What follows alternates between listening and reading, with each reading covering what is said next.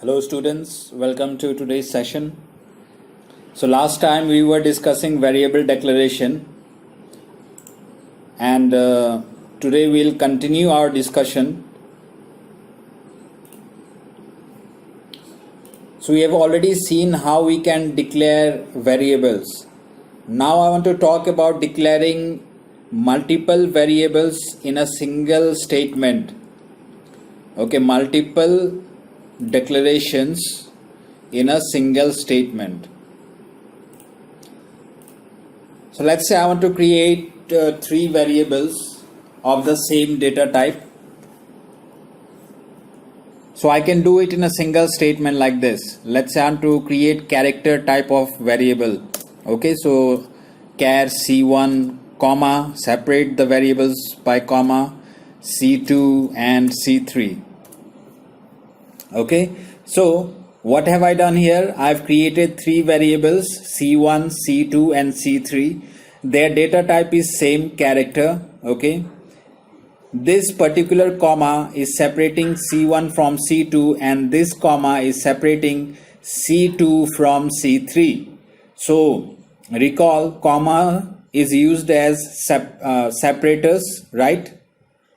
From the previous chapter, not the previous chapter, from the previous video, when we were discussing separators, we looked at comma is used as separators. So here you can see the practical example how it is being used as separators. It is separating identifiers.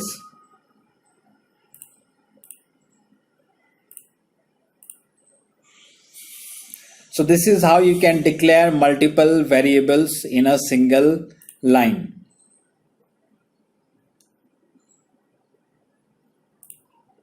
So for example, here the three variables have been declared: day, month and year. Okay, their data type is short. So day is also of short type, month is also of short type and year is also of short type. Okay, another example, two variables have been declared in a single statement. Both of them are of type float. So gross pay and net pay, both of them are of type float and they have been declared in a single statement.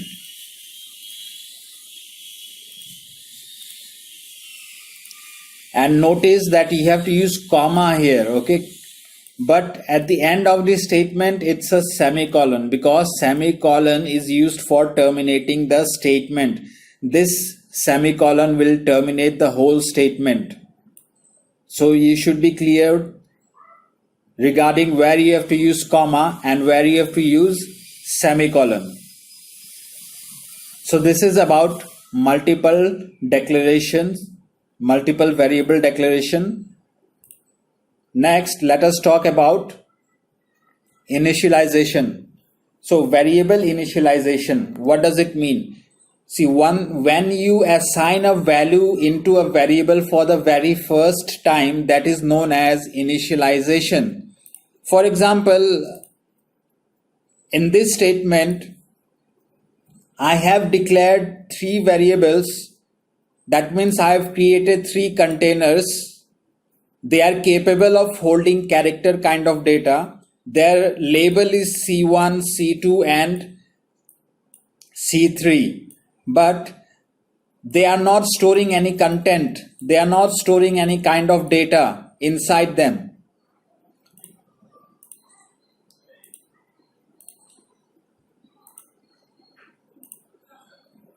Okay, so when you store a value inside them for the first time, that is known as initialization. So how is it done? Initialization is done with the help of assignment operator. So the equal to symbol, which you normally call as equal to, in Java it is known as the assignment operator. This assignment operator will initialize the variable. And not only initialize, whenever you want to change the value of the variable, you have to use this assignment operator. For example, let's say if I write C1 is equal to let's say hash. Okay, hash is within single quotes. Why? Because C1 can only store character literals, because C1's type is character.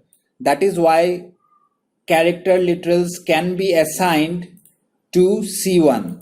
Okay, and let's say in C2 I have initialized it with percentage symbol, and in C3 I have assigned the character, the alphabet W.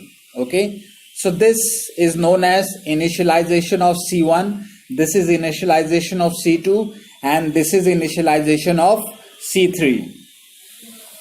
So when this line is executed, what will happen? The container C1 will store the value hash.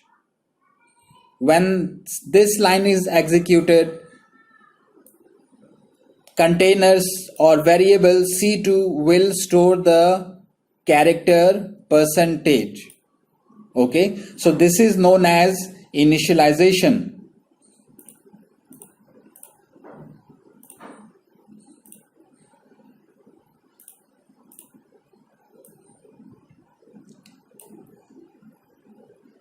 Now, in this example, I have done the declaration and initialization separately, but we can do it in a single statement. Okay, instead of doing it separately, I can do it in a single statement like this.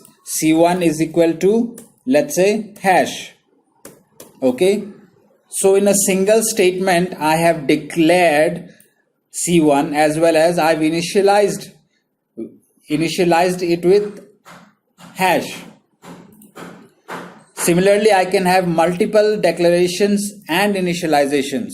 So I have to put a comma here, and I will declare my second variable C2, okay, and I can initialize it here only. So now what has happened? Two variables C1 and C2 have been declared and initialized simultaneously. Okay, so this is how you will initialize variables.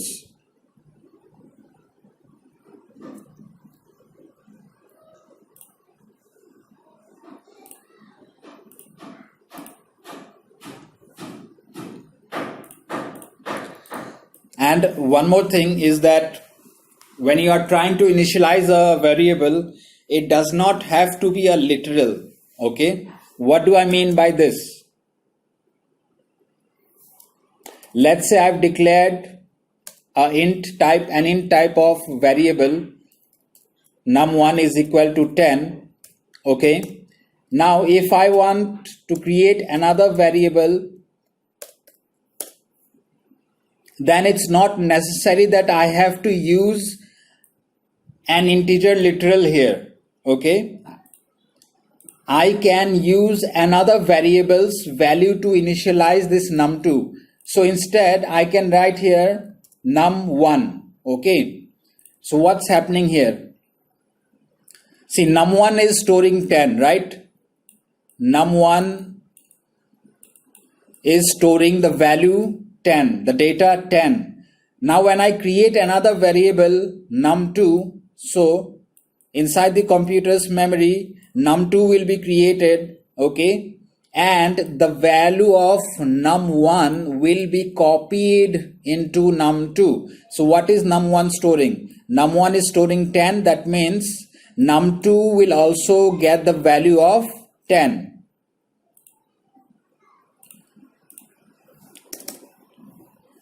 So both num1 and num2 will store the value 10, and we can confirm it by printing out the values of both the variables.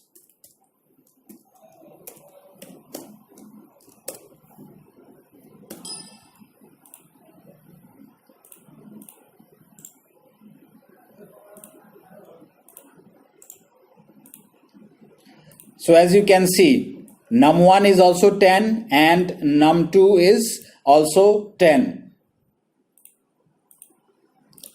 So initialization can be done with the help of literals or using another variable.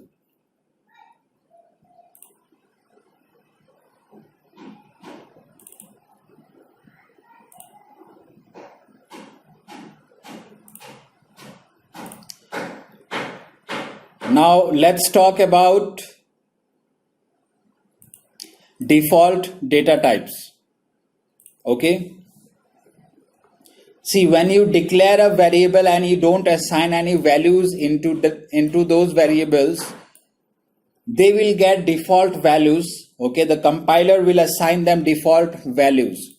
Okay, so byte is assigned with the value 0, short is initialized with 0, int is also initialized with 0, long is also initialized with 0, float is initialized with 0.0 and f. So a float number is always ended with f, the letter f, either small case or capital case. Similarly, double is also initialized with 0.0 and you end it with d, small d or capital D. Okay, so default value of float is 0.0f, default value of double is 0.0d. Okay, and in case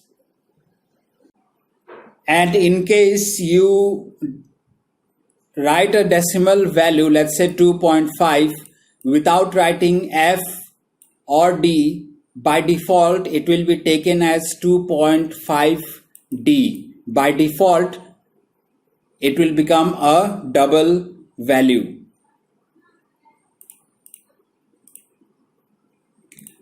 Boolean is initialized with false by default, and character is initialized with null by default. And non-primitive types are initialized with null.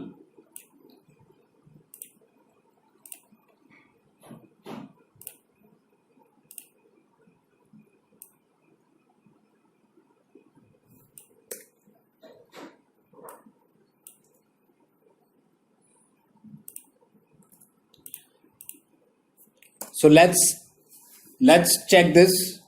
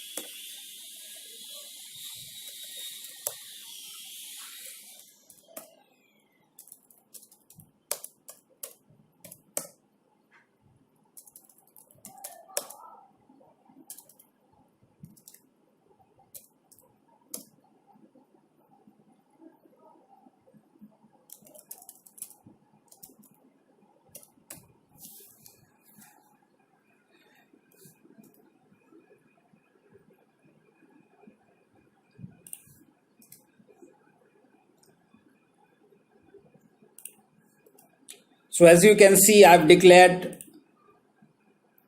9 different variables with different data types, and at the present moment I'm getting an error here. What is the error? The error is variable b1 is already defined in class data types. That is, I've already declared a variable with the name b1. That means I cannot declare another variable with the same name in the same class. Okay, if it was a different class, I could have used the same name, but inside the same class I cannot have the same name for 2 different variables. This is not allowed. So I will change the name of this variable I can change the name of either byte type or the boolean one. Okay, any one you can change. So I've changed this one. I've renamed it to B. Now let's print the values of these variables. See, at the present moment, I've just declared these values, right? I haven't used the assignment operator to initialize those variables. But the compiler will by default initialize them with the default values. So I'll print all the values here.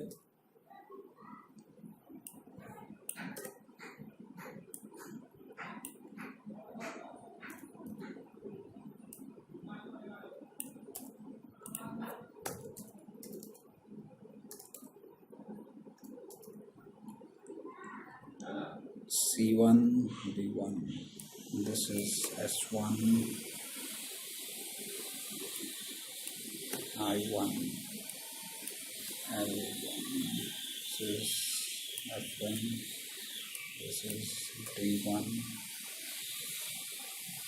this is B, and this is S.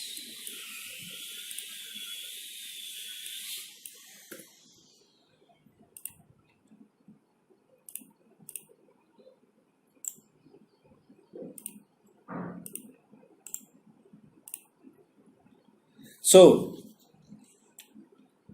first C1 got printed. C1 was initialized with null by default. Okay, so that is the meaning of this null. C1 was character type, right? So character means it will be initialized with null.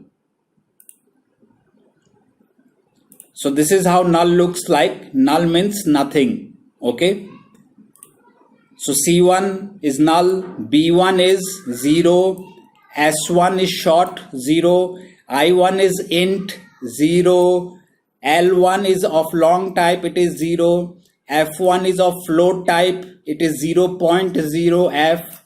Okay, although F is not written here, but it's F. Okay, then this one is 0.0 D double, D1 is double, B1 B is Boolean type, so it has been initialized with false, and S is of type, it's actually non-primitive. Okay,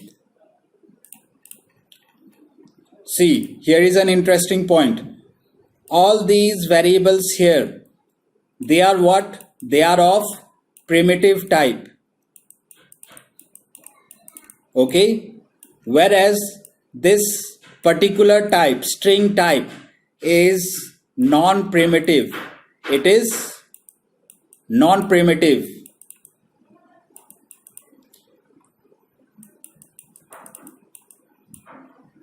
Okay, so this is what is meant by this statement. Default value of non-primitive type is null, N-U-L-L.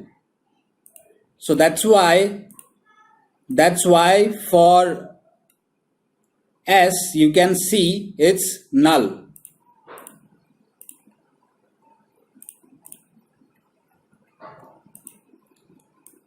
Okay, default value of S is null, N-U-L-L.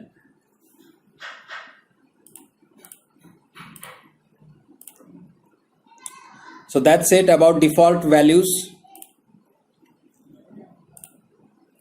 So this particular program, I hope by now you can understand, and this program is good for understanding the whole summary of this chapter. So what is this? This is a literal, all these values here to the right side of the assignment operator, to the right side of the assignment operator. Okay, so this one, this one, this one, this one, this one, all these values are literals of different types. So this one is byte, this one is short, this one is int, this one is boolean, this one is string. Okay, this one is character. So all the different literals are present here. All the different literals are present here. Whenever you have a Boolean data type here, that means you can assign only a Boolean value. Whenever you have a string data type here, you can only assign a string value. Whenever you have a character data type here, you can only use a character literal here.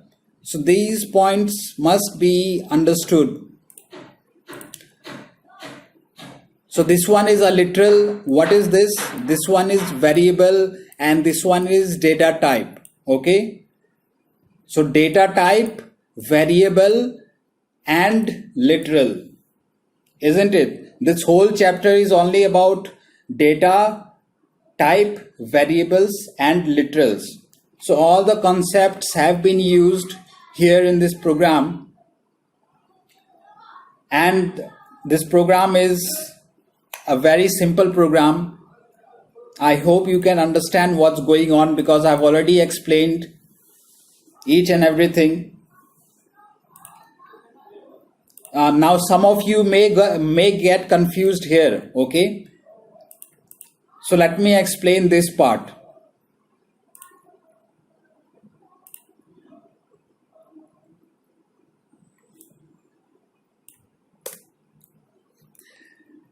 Let's say I've created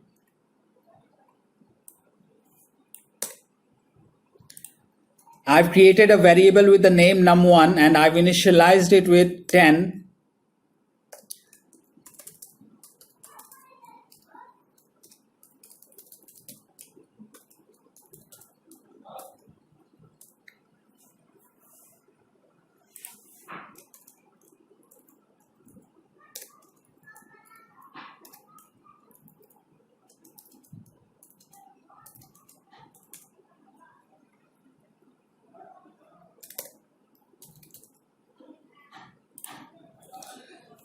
So what do you think the output of this program will be?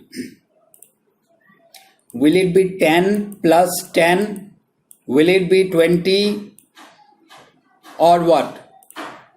The output will be actually num1 is equal to 10. Okay, there is a space here and a space here because there is a space here and here.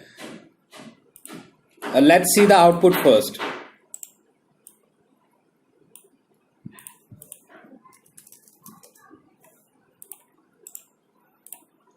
So as you can see, the output is num1 space equals to space and then 10. How is this happening? Why is this num1 being printed as num1 whereas this num1 is being printed as 10? Why is this happening?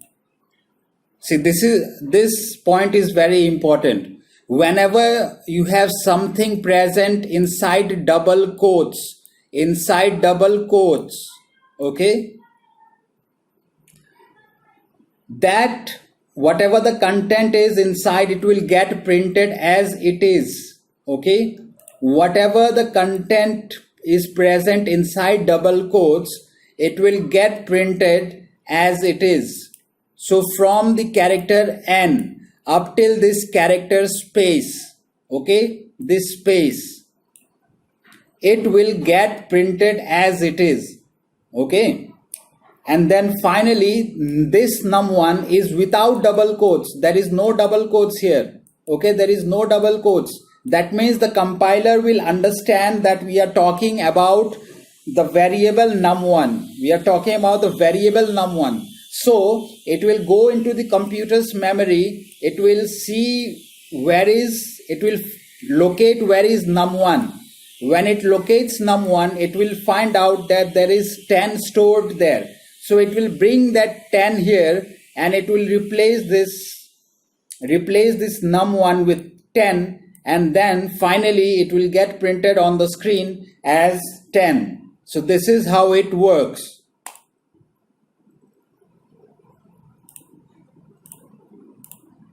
So this is the reason why byte var colon space gets printed here as it is, and that this byte var is actually the name of the variable So the compiler will go get the value from the RAM of byte var and it will print it here. So this is very important point. Please remember it. Next, let's talk about constants.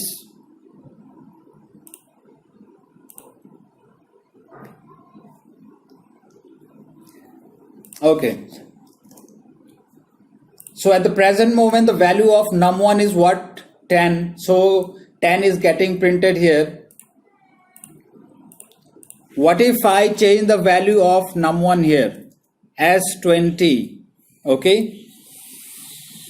So what do you think the output will be now?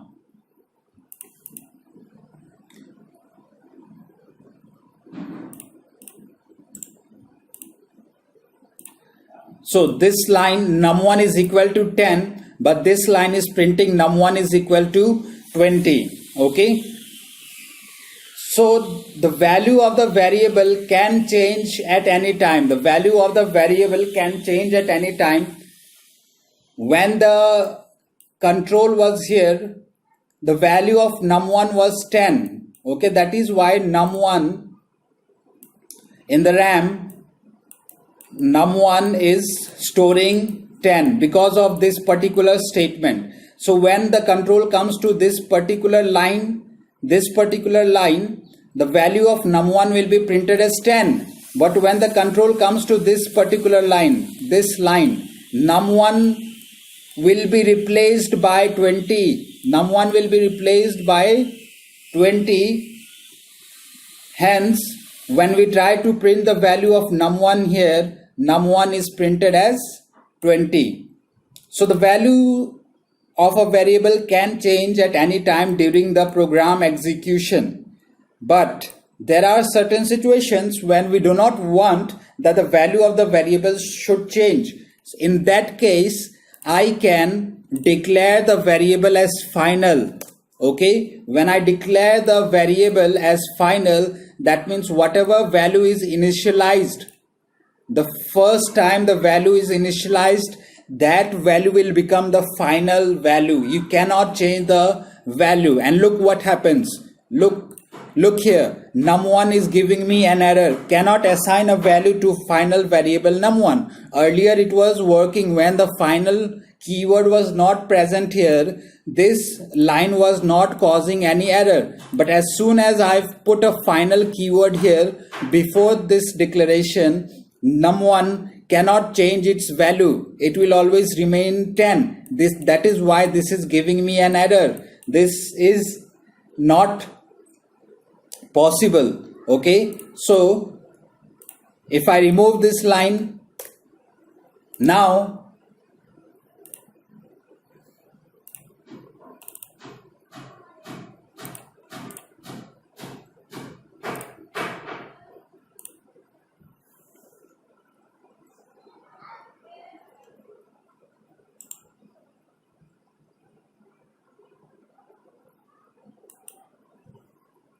so now you can see num1 is 10 and num1 is 10. Okay.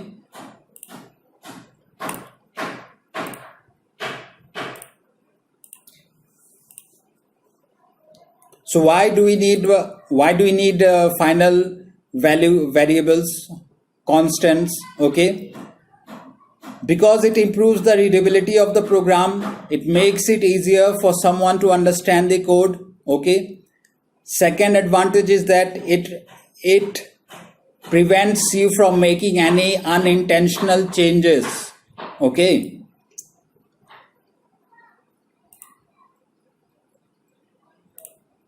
Let's take this example. See, the value of pi, I've declared a variable as pi and I've made it final. So the value of pi will always be 3.14. It cannot be anything else. The value is a fixed constant, isn't it? 22 by 7. So 3.14. So this will come to 3.14. So this is a universal constant the value cannot change. If you change this value, it will result in erroneous calculations. Okay, it will result in calculation with errors. So ideally, you will never want to change the value of this variable pi here. But by mistake, if you write somewhere pi is equal to 5, okay, so by mistake, so pi will become 5 here, and the whole formula, the whole calculation will give you the wrong value.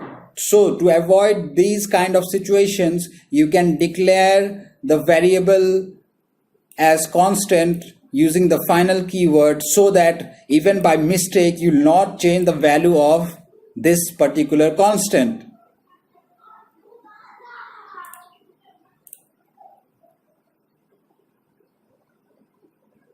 And one more advantage is that if you want to change the value, okay, so for example, the rate of interest,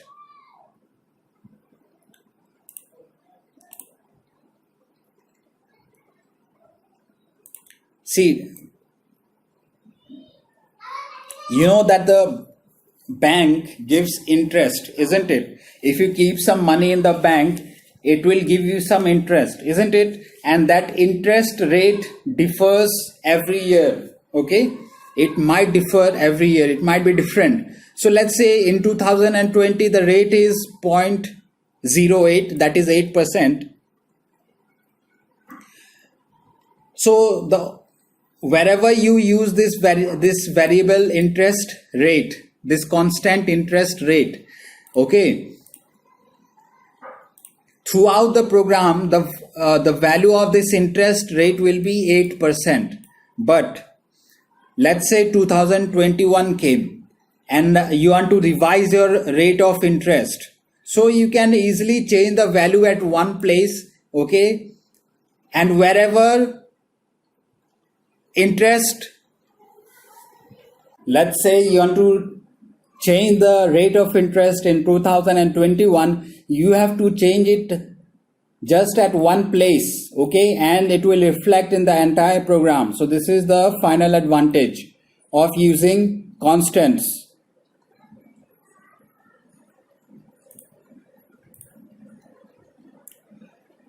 Finally, let us talk about comments.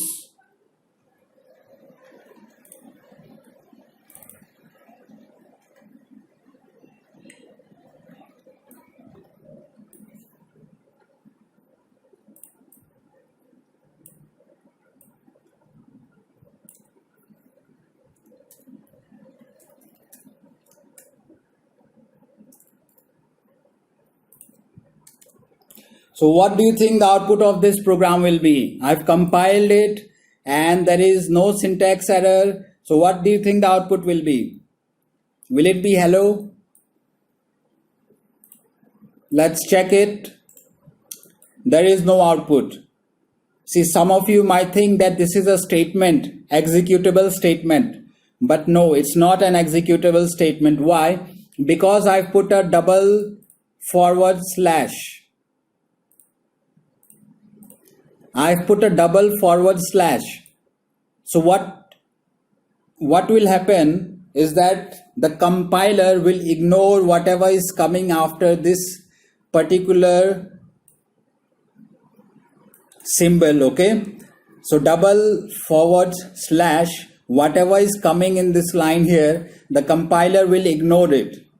So this is known as comment, okay? So comment are generally used for writing comments, your own comments about the program, about a particular statement, okay, about what a particular statement is doing. For example, if I declare int num1, okay, so I can write a comment here. It will store the first number. Then I can write int num2, semicolon, double forward slash, it will store the second number. Okay. So by writing the comments, you can explain what each and every statement is doing, what the whole program is doing, so that when you refer to your program few months later, okay, because a program will contain thousands and thousands and thousands of lines of code, okay.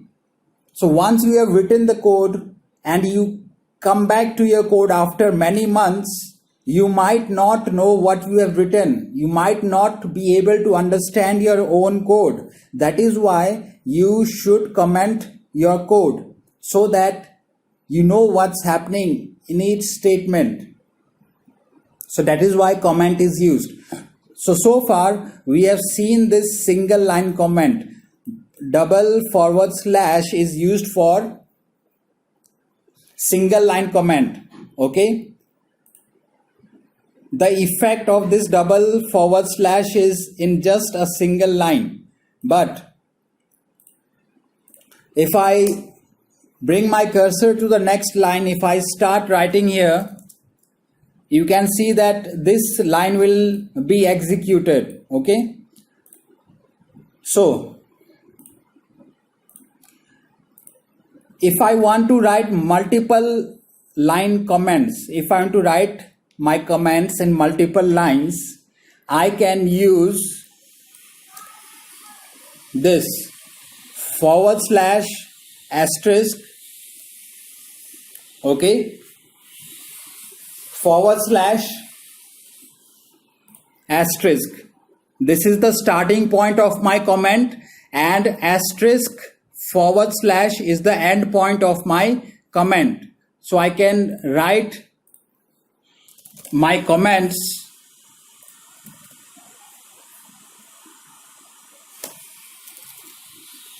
okay, as many lines as I want. Okay. So this is how I can use multiple line comments. Okay. So starting point is this and end point of the comment is this. This is known as multi-line comment. And the final kind of comment is this forward slash double asterisk. So you can see that this one was gray in this one was gray in color, but this one is blue in color. Okay. So don't think that both are same. This one is starting with forward slash single asterisk, but this one is starting with forward slash and double asterisk.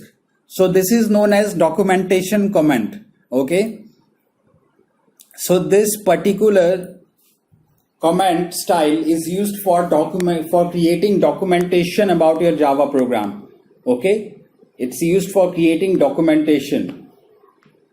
So remember this, there are three kinds of comment: single line comment, multiple line comments, and the documentation comment. Okay. And you can end this with single asterisk and a forward slash.